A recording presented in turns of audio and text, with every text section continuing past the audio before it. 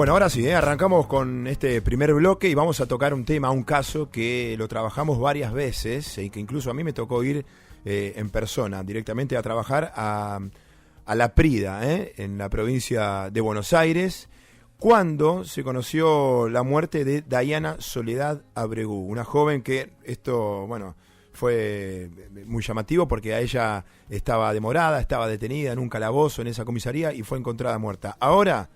Ahora lo que se conoció esta semana es el dictamen final de la autopsia por la muerte justamente de Dayana, que recordemos el domingo 5 de junio de 2022 fue encontrada sin vida, muerta, en ese calabozo de la comisaría de La Prida. Y este 13 de diciembre la justicia finalmente entregó el dictamen final, donde entre otras cosas, ¿qué señalan los especialistas? No surgen elementos que permitan suponer la intervención de terceras personas que creían en ese momento que justamente los policías la habían matado, la habían asesinado y entonces habían montado una escena de suicidio en ese supuesto homicidio. Por supuesto que es fácil señalar a los policías en este contexto. En general, para mucha gente es fácil señalar a cualquier uniformado. Imagínense en este escenario. En aquel momento nosotros como periodistas, por supuesto que hacíamos lo que teníamos que hacer, pararnos en el medio, contar qué tiene una parte, ¿no? La defensa, por ejemplo, de los policías, y qué tiene la familia y los abogados de, en este caso, la joven que apareció muerta en el calabozo. Fue pasando el tiempo y ahora se conoce finalmente, sí, después de un dictamen, la inocencia de los policías, o por lo menos lo que sucede en cada suicidio. No encuentran elementos para entender que a ella la mataron. ¿Y qué significa? Y que por ahora es un suicidio, y el por ahora puede llegar hasta el último día, según lo que crea la gente, pero lo están diciendo los peritajes. Pero vamos a hablar con Rubén Fernández, que es el abogado justamente de esos policías que en su momento nos atendió, y esto también vamos a usarlo como una excusa, este caso, para hablar también de esto de qué significa representar en muchos casos a policías que están señalados de una muerte como en este caso. Rubén Fernández, buenas tardes, gracias por estar con nosotros. ¿Qué tal? Buenas tardes, Sebastián. Muchísimas gracias por concederme el espacio en la radio. Mira, desde el primer día nosotros entendíamos que los policías eran inocentes, pero ¿qué ocurrió? Esa causa la tomó un rol tan mediático y también la presión de los organismos de derechos humanos, que no fue un hecho menor, el Comité Provincial por la Memoria, sí, con la presencia de Pérez Esquivel, Amnistía Internacional, presionaron al fiscal general, al doctor Sobrino. Entonces, ¿qué ocurrió? Ante una situación de una muerte en custodia, como vos decías al inicio de la presentación de la nota, es fácil señalar a los policías y darle un escarnio social que la policía la mató. ¿Y qué ocurre? Esa opinión ante la sociedad no resulta un resultado aceptable. ¿Por qué? Porque el policía, como funcionario de ser encargado de hacer cumplir la ley, tiene el deber de preservar la integridad física del ciudadano y hasta una persona que está bajo custodia, porque son los principios básicos de actuación. Entonces, ¿qué ocurrió? Acá hubo, en resumidas cuentas, 2 autopsias. La primera autopsia la hacen en la morgue judicial del departamento de Azul. No la hizo el cuerpo médico de policía, porque sí, ahí podrías hablar de un interés corporativo, y la hizo una médica legista, que a raíz de todo este escándalo pidió la renuncia, la doctora Ochoteco. Claro. Entonces, ¿qué ocurrió? Después de ahí pasó a la unidad criminalística de alta complejidad de la Policía Federal Argentina. ¿Qué dictaminan? Que la muerte fue por una horcadura, en este caso sin intervención de terceros.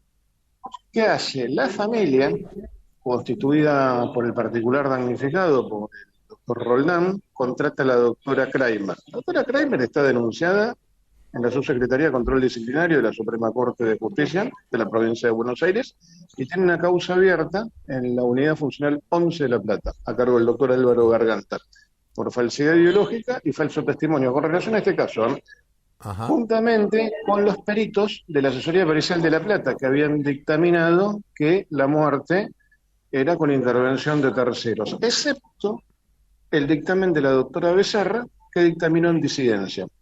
¿Eso a qué llevó? A que se haga la reconstrucción del hecho en la estación de policía de La Prida. Y ahí el fiscal intervino en todas las partes, el Comité Provincial por la Memoria, el particular damnificado de la familia, los defensores de los policías, y también la unidad criminalística de alta complejidad. Y se hizo la reconstrucción del hecho. Y fueron minutos a donde se detecta que Dayana Soledad Abreu estaba sin vida en el calabozo y los policías le hicieron maniobras de resucitación y llamaron a la ambulancia. ¿A dónde estuvo las intenciones de matar? Bajo ningún momento. Entonces, ¿qué ocurre? El Comité Provincial por la Memoria, para definir la situación, pidió que se haga un examen complementario y que se revea todas las expertise en el cuerpo médico forense de la Justicia Nacional, dependiente de la Corte Suprema de Justicia de Nación, o sea que ya máxima opinión ya no había, que dictaminaron lo que se venía corroborando en la primera autopsia juntamente con las pericias complementarias, el surco horcadura incompleto. Veamos, Dayana Soledad Abreu, no me voy a meter con la víctima, era una persona lamentablemente que tenía sus patologías. Ya venía con contravenciones previas. De hecho, en el examen toxicológico, ¿qué se le detectó? Se detectó alcohol en sangre y carbamazepina. ¿Qué es carbamazepina? Es un antidepresor. Sumalo con el alcohol, eso generó el desenlace fatal porque entró en un estado de desesperación. Por lo que estaba detenida, era una contravención. A las 6 de la tarde recuperaba la libertad. Pero ella, en su psiquis, y más con lo que había, en este caso, la ingesta previa que tuvo la noche, que había tenido, en este caso, una salida con amigos, había tomado cerveza, entonces se detecta ese fármaco, y eso es donde surgió. Entonces surge de la pericia toxicológica, y esto lo dije en su momento en varias entrevistas en distintos medios de comunicación. Entonces, ¿qué pasa? El que se suicida, lamentablemente, tiene, en este caso, primero, una decepción, una depresión, y la tercera D, que es la desesperación, que es el acto final. O sea, que se ultima. De hecho, en el calabozo que se encontró, Mati, te amo, lo que se denomina el famoso altar suicida. Entonces, esos indicadores, ¿qué implicaron? Que Dayana se suicidó. La imaginaria del calabozo, cuando se percata de la situación, ¿no? ¿Qué hace? Le desata el nudo y le empieza a hacer maniobras de RCP. Por eso se condice con las fracturas costales, que son producto de las maniobras de resucitación. Ahora, Fernández, lo que habían sí. Además me acuerdo que fue un caso donde costaba mucho explicar la mecánica de la muerte, la campera, el nudo. El mecanismo, claro, exactamente. Hubo una pericia de tracción, porque ella tenía una campera de gym, ¿no? Sí. Y aparte la había mojado. Y esa pericia de tracción, yo participé en La Plata, dio una resistencia de 124 kilos fuerza. A ver, un ejemplo, yo soy grandote, peso 115 kilos. Yo me hubiese estrangulado con esa campera, con el pivote. O sea, si vamos al caso. Dayana, ¿cuánto pesaba?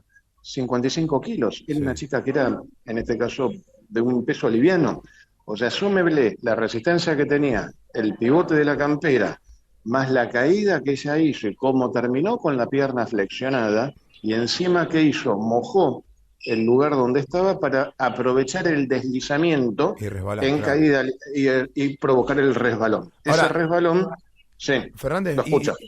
Pero saliendo ya por un momento de las explicaciones de este caso, que yo igual lo que veo, y en las otras ocasiones lo contábamos, ¿no? Ya estaba bastante claro, pero por supuesto hay una familia de por medio, hay un reclamo y hay que respetar también la otra parte. Hay que respetar el dolor de la familia y hasta los que se conozcan los eso resultados es otra cosa. Muy puntuales de la justicia. ¿Cómo es esto en general, ya salí de este caso, de representar a policías en escenarios donde...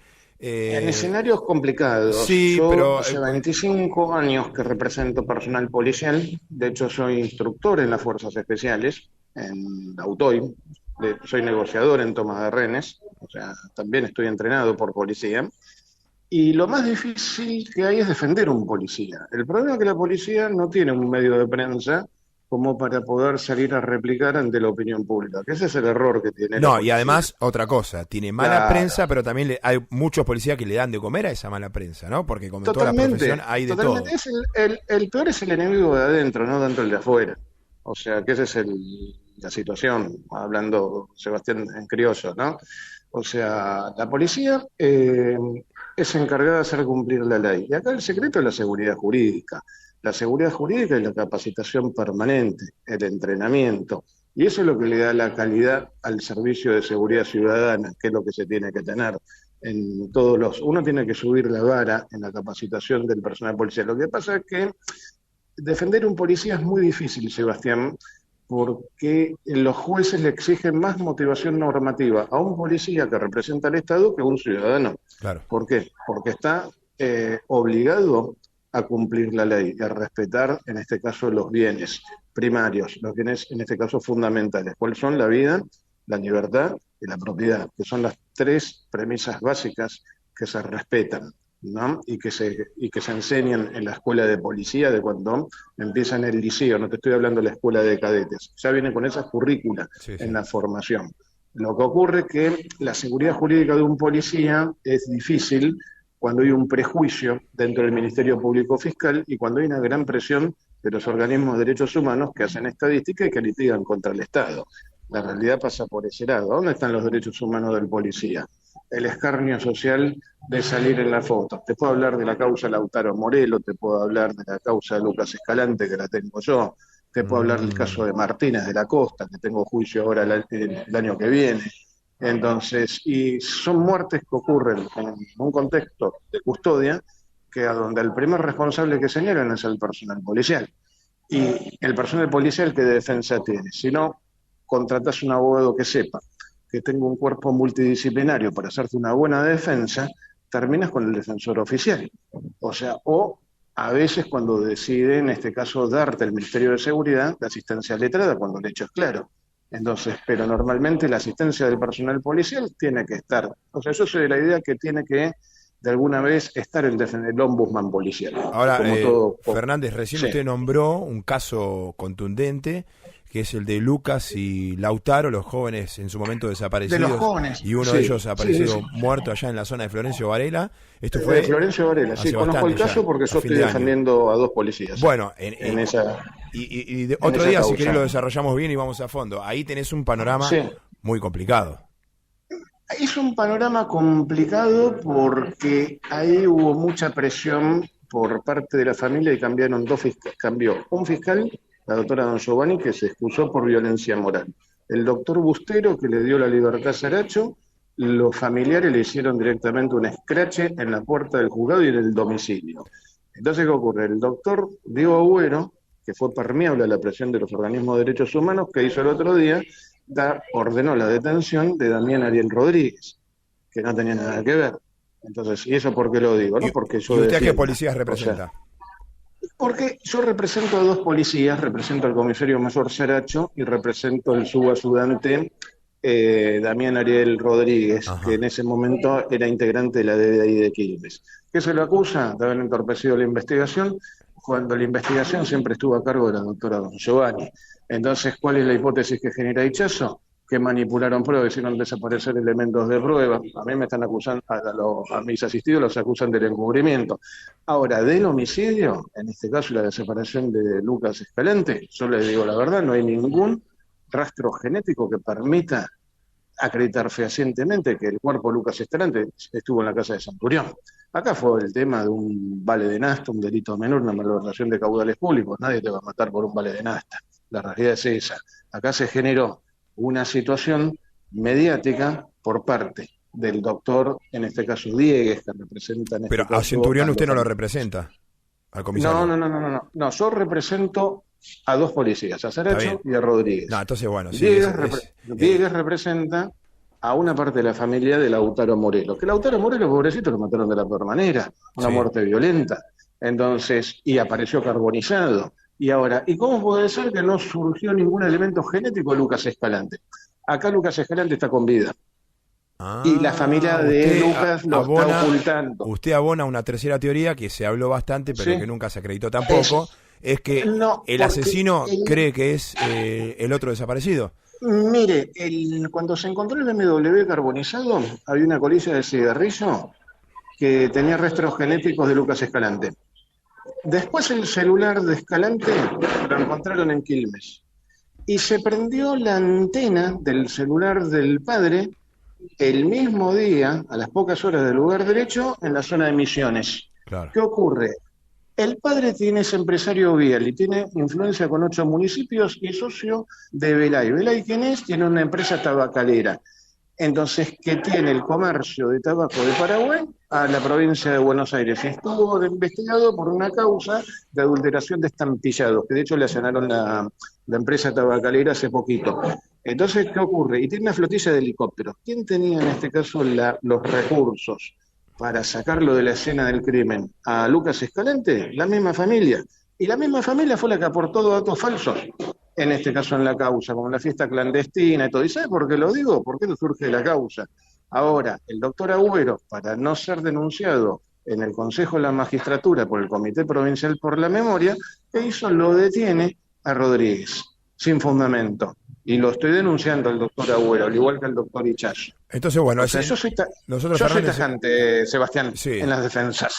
No, ya lo sabemos, por eso lo llamamos también, porque también es polémico y genera sensaciones encontradas. Sí, obvio. Es la verdad. Cuando uno va en la búsqueda de la verdad, no va por amigos, va por la verdad. Y a nosotros lo que decimos siempre, y ya con esto lo despido, nosotros Sebastián, le lo que decimos siempre es, nos gusta espacio y que me haya dado, en este caso, nota respecto a estos temas. Y además, después tenemos pendiente el caso Martínez, si usted quiere, que es muy interesante también. No, yo le agradezco, y además lo que decimos siempre, nos gusta meternos en el otro lado, en la defensa, aunque sepamos, no en este caso, no por usted, hay veces que escuchamos defensas que son insólitas, pero tenemos que conocerlas, porque primero que es el derecho al acusado, ¿no? Para que cualquier persona tiene que tener un abogado defensor, ya sea un defensor oficial, un abogado particular, pero es muy interesante escuchar el otro lado, y después la evaluación la hace cada uno en la radio, en nosotros acá, en la casa, escuchando, así que... Bueno, Fernández, le agradezco, que tenga un feliz año, y el año que viene lo vamos a molestar seguramente por esta Sebastián, causa. Y le agradezco muchísimo el espacio en la radio y como siempre a disposición. Muchas gracias, un abrazo. Entonces, ha sido muy amable. No, por favor.